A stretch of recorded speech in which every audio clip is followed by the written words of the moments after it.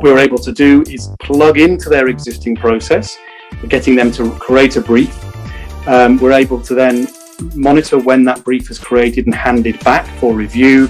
And by doing so, we're creating milestones. So these are the milestones: create brief, create content, first review, final draft, publish content, and final approval. These I created because I was able to click settings and create my milestones. I was then able to create work items, and for each of those I chose a web page, but it didn't have to be a web page. It could be anything according to your particular model. It could be any deliverable, and you can allow your teams to own the tasks, and all they have to do is open those up, keep their particular task up to date in terms of where they are in relation to the milestone.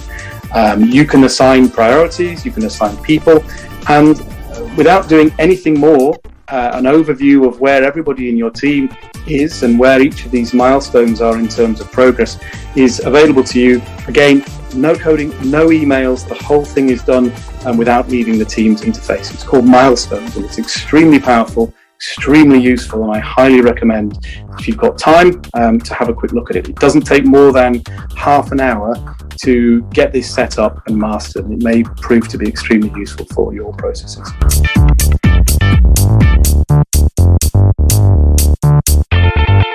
I'm working in a team where we're kind of focusing on quite a large project, and at the moment there's an awful lot of use of email. So I can certainly see the benefits of using the Milestones app, where we have a ton of tasks that need to be completed at specific times. And I like that the priority key is within the app. So from my perspective, I think that's certainly one that I definitely will be introducing to the team. You touched upon a little bit about Power BI. Our web publishing team are currently using Jira for our web requests.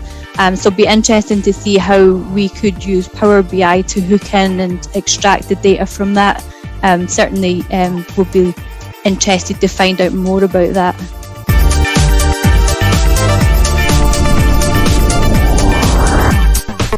The ability to track all the projects together as well via milestones would be very beneficial, because it would allow it to be a more accessible version, I guess, of a project charter. It's true.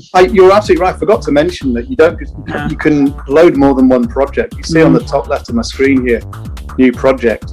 When I'm using Teams, I have several channels, and in each channel I have my files and I started off using it like that.